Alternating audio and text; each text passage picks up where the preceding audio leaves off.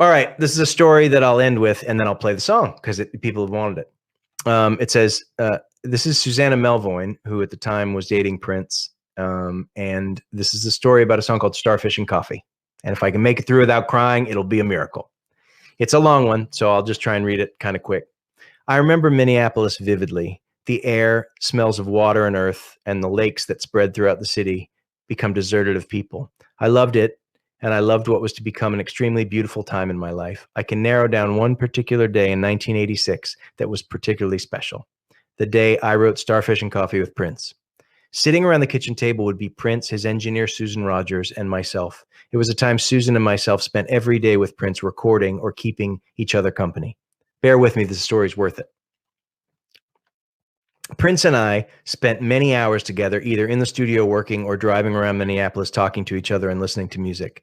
We talked about our histories and our secrets, and on a couple of occasions I told him stories of a 12-year-old girl I'd known named Cynthia Rose. My sister Wendy and I knew Cynthia intimately because we shared 6 years together in a classroom, plus a bus ride to school with her. It was on these bus rides that I got to know Cynthia. Cynthia never had much interest outside of her own personal space, so watching her was an unedited version of what was going on in her head.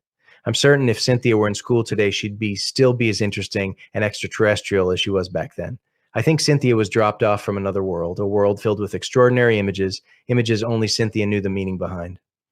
Her favorite number for many years was the number 12. I knew this because she'd rock back and forth in her seat, asking if you knew what her favorite number was for the day. It was always a shock to her that anyone knew that her favorite number was 12. And I'd say, I think it's 12, right, Cynthia? And she was totally amazed and joyous that I'd guessed it, right? I mean, who would have guessed it? I'd watch how she would ecstatically experience the world. Cynthia would tell you over and over again how amazing and meaningful the number 12 was. I'd ask her why. The answer never changed. It was always, because it makes me happy. Said as she etched a huge happy face with her finger on the damp, foggy bus window. Most of those bus rides, Cynthia sat rocking in her seat, gently repeating her favorite number.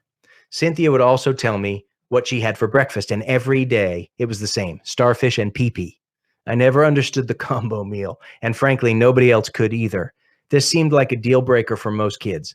More importantly, the kids in our class had no interest in how Cynthia came to get her morning breakfast. I thought it was tender and funny, and I listened to her tell me anything she wanted to say, whether it was firmly planted on Earth or from her planet of tender-hearted people who love numbers and draw smiley faces on foggy bus windows. 6th grade was the last year our class was to be together, and it was the first bus ride of that year that I noticed something was different about Cynthia. She sat quietly in her seat, staring out the window. When we arrived at school, and as the bus pulled up into the lot, Cynthia turned my way, looked into my eyes, and asked me if I wanted to know something special. I couldn't wait. We stepped outside the bus and walked a couple of feet when she leaned into me and she said, "Do you want to know what my favorite number is?" And I said, "It's 12, right?" Cynthia's answer, "It's 20. Then in her beautiful Martian-like way, she smiled into her hands and said, "Because it really makes me happy." And she ran off in her Groucho Martian kind of way, repeating the number 20. That year turned out to be a very funny year for Cynthia and myself. On one occasion, I happened to leave class for a visit to the ladies' room. I'm about to walk out of the bathroom when I hear the sound of water splashing and giggling coming from one of the stalls. I somehow had a feeling it was Cynthia Rose. The giggle sounded unattached to a real person. It sounded naive and desperate, almost like the sound of crying into a muffled jacket and hysterical. So as I knocked on the stall door, I asked if it was Cynthia. More giggles, no answer. I looked under the stall and saw Cynthia's shoes. Right as I asked her what she was doing in there, she threw the stall door open. There she was with a big red apple in between her teeth, soaking wet hair and face. She took a bite of the apple and said, "I was bobbing for apples in the toilet. It's so much fun." I was horrified by what she was doing. Cynthia looked at me in what was to be the last time we would have eye-to-eye contact. She became long-faced and reflective, something I'd never seen from her. Cynthia took my hand as I grabbed as many paper towels as I could gather to dry her off. Without a peep, she looked at my hands as they dried her hands.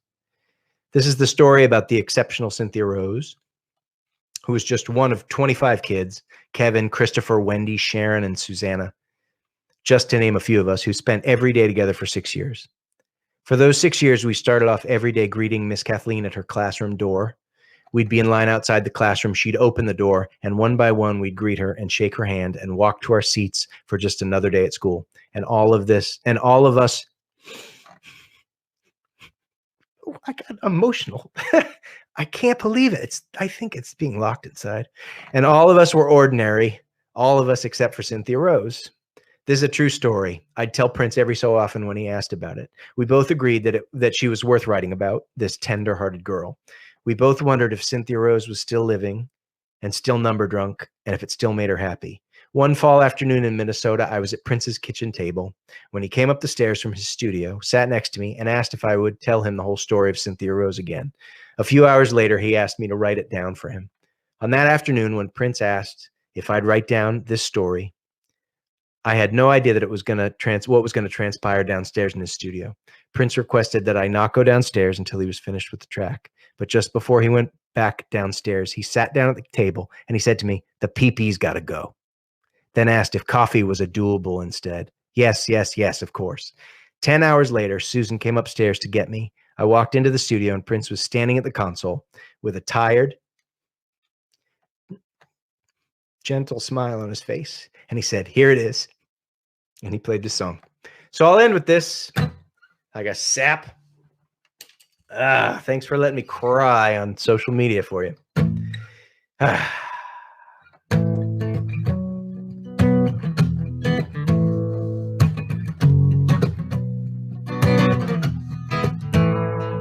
It was 7:45 all 9. Greet the teacher, Miss Kathleen.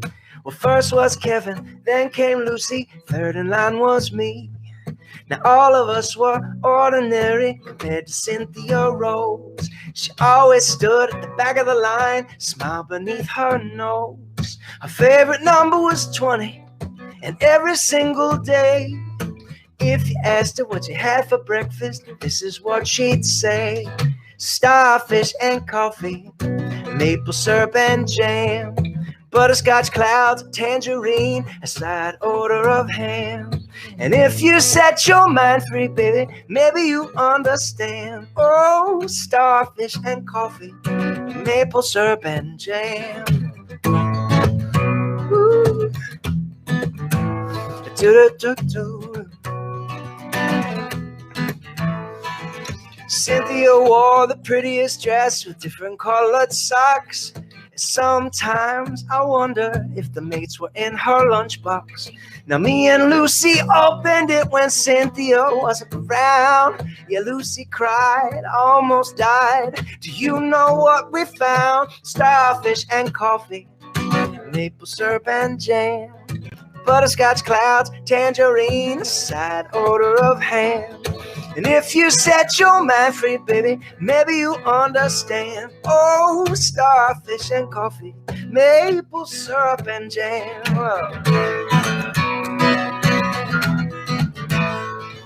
Cynthia had a happy face, just like the one she'd draw on every wall, on every school. But it's all right, it's for a worthy cause. Go on, Cynthia, ooh, keep singing starfish and coffee, maple syrup and jam, butterscotch clouds, tangerine, side odor of ham.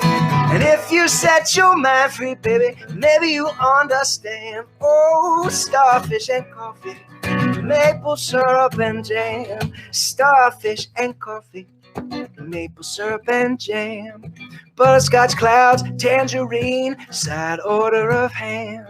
And if you set your mind free, baby, maybe you understand. Oh, starfish and coffee, maple syrup and jam.